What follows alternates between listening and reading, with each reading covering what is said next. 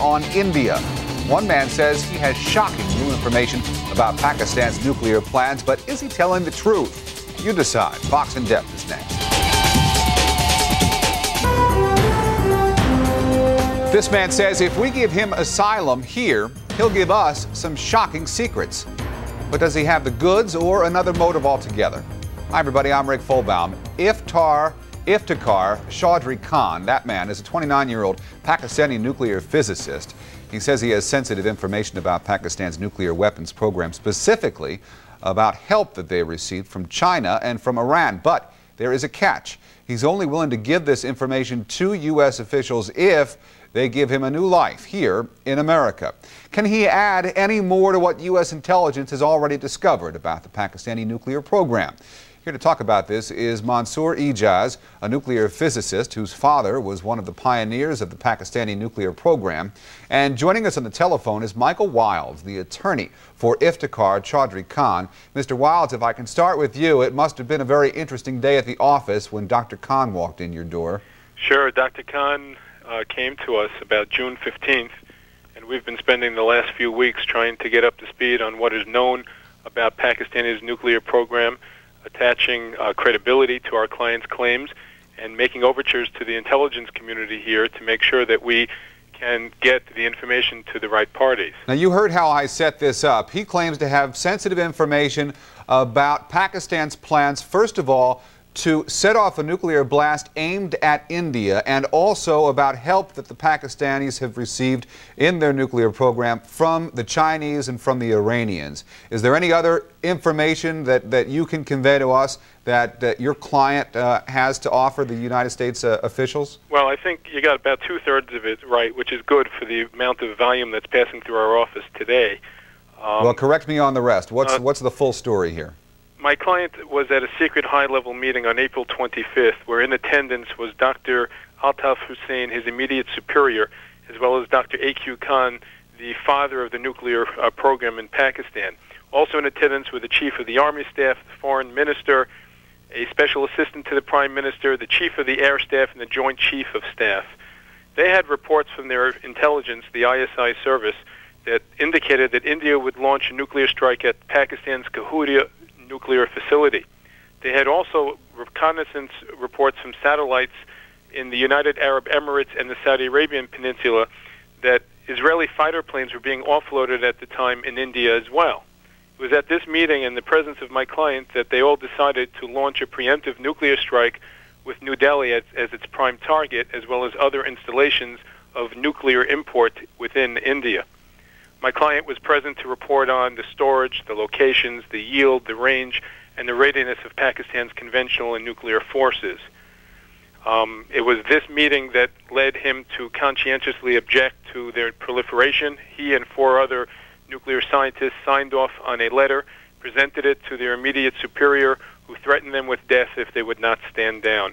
His wife was then kidnapped, and he went into hiding and ultimately made his way to the United States via Canada with the help of some friends in the intelligence community there, because he was blacklisted from departure. All right, Mr. Wilds, we have to take a quick commercial break, and Mr. Ijaz, we're going to hear from you right after this, but stay with us. We'll continue our discussion on Pakistan's reported nuclear weapons strategy. Stick around, we'll be right back.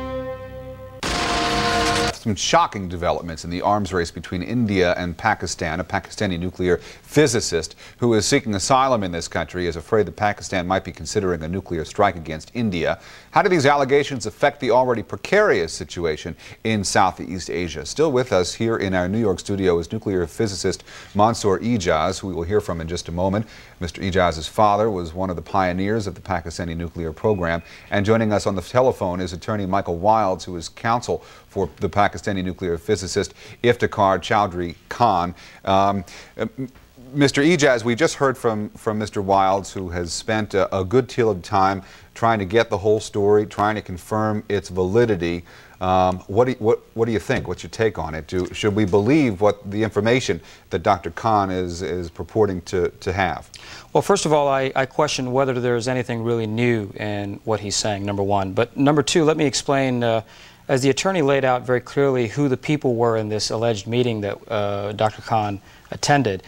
The way Pakistan's nuclear program is set up, the structure is that you have security clearances, different grades, if you will, for each scientific level at which someone has access to the different levels of secrets that they have in the government. And in that context, the top 3 grades are only allowed to have access to the most sensitive information. That's grade 20, 21, and 22. It is very unlikely that a junior officer of the Atomic Energy Commission at 29 years of age would have access to any of those grade of secrets, number one. Number two, in the meetings of the type that he's talking about with those high-level officials that are there, I also think that it's very unlikely that they would include anybody in from that.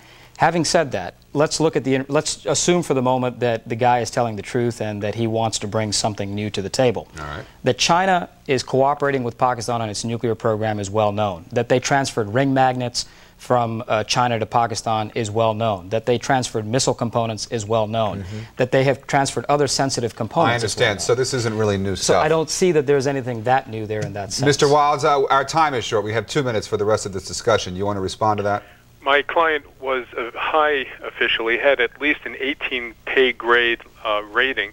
What really he brings to the table is the Iranian involvement.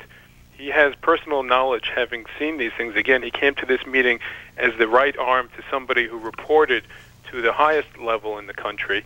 But he brought specific information and was made privy to the transfer of nuclear technology information to Iran. Mr. Ijaz, what about that Iranian involvement? Is that something that's new? Well, again, Iranian involvement in what sense? There's nothing that the Iranians have to give the Pakistanis. In fact, if anything, it would be the other way around. And I think that decision is one that can only be made by politicians. It is not one that is made by the army or the nuclear scientists in that sense. I want to make one very important point here.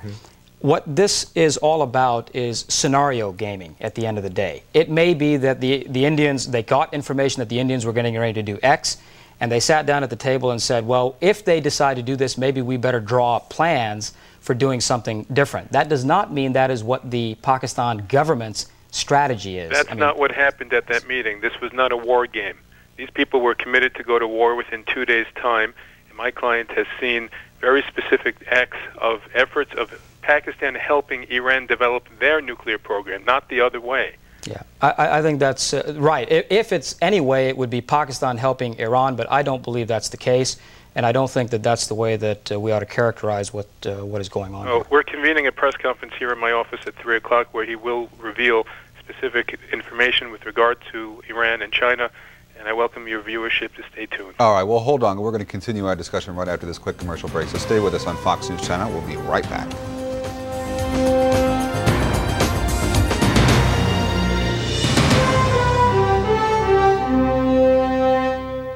Discussion now about these revelations from a Pakistani nuclear physicist who would like to seek asylum in this country in return for some sensitive information that he claims to have. And we just have time for some final thoughts from Iftikhar Chaudhry Khan's attorney, Michael Wilds. Michael Wilds, I know you have a press conference to get ready for at 3 o'clock. You want to leave us with something? Well, I'm very concerned for the welfare of my client. The information that he has is very specific and has been corroborated. The intelligence community here is very interested not only in the funding of the nuclear program in Pakistan and the cooperation of countries in the perimeter in that region, but as well as what he saw, what he did, and we believe that he was very brave to have done what he did, and we'd like to get his wife and his children out onto U.S. soil as well. We hope that the government will give him the same courtesies that many defectors and others have been extended in the past. All right, we will see what happens. Mansour Ijaz, what are your final thoughts? I hope that the information that they purport to bring forward is brought forward in the most accurate way possible, because this is a very serious set of charges. I do not believe that the United States government will do anything that is irresponsible in response to this, and I don't think that you're going to see asylum given just like that. It's not that simple. I would also, again, question very seriously whether or not he, in fact, is bringing information that is legitimate in that sense. All right, gentlemen, thank you both. We appreciate your time, and I'm sure this is not the last word on this particular topic. But we are going to move on to another topic now for our